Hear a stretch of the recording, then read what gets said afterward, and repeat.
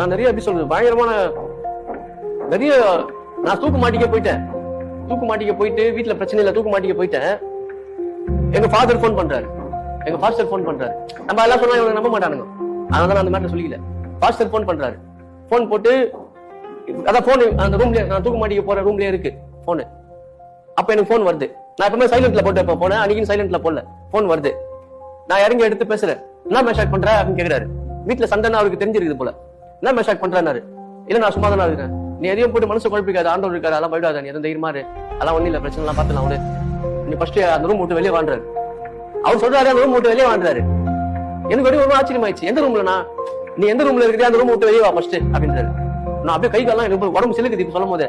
நான் என்ன பண்றேன், கடகன் செல்போன் எடுத்துக்கிட்டு அந்த துணியெல்லாம் கைட்டி போட்டு வெளியே வந்து ஹால்ல உட்காந்து அழுகுறேன். அப்ப திரும்பி அவருக்கு போன் பண்ணி பேசுறேன். இந்த மாதிரி நான் அப்படின்னு எனக்கு ஆண்டவர் உணர்த்தினாரு. அதுதான் உனக்கு கால் பண்ணேன். அதெல்லாம் தப்பு. நீ அப்புறம் அழிவ செத்து போயிடுவ. ஈஸியா எல்லாமே முடிஞ்சிடும் போயிடுவேன். ஆண்டவர் சமூகத்தை நீ போக முடியாது. அழிஞ்சிருந்தா பண்ணி ஆனா அந்த மாதிரி இதுக்கப்புறம் அந்த மாதிரி கெட்ட பழக்கத்தை பண்ணாத. நான் போதையில தான் மாட்டிக்கு போறேன். அதோட தான் நான் அந்த பழக்கத்தையே விட்டேன். குடிப்பழக்கத்தை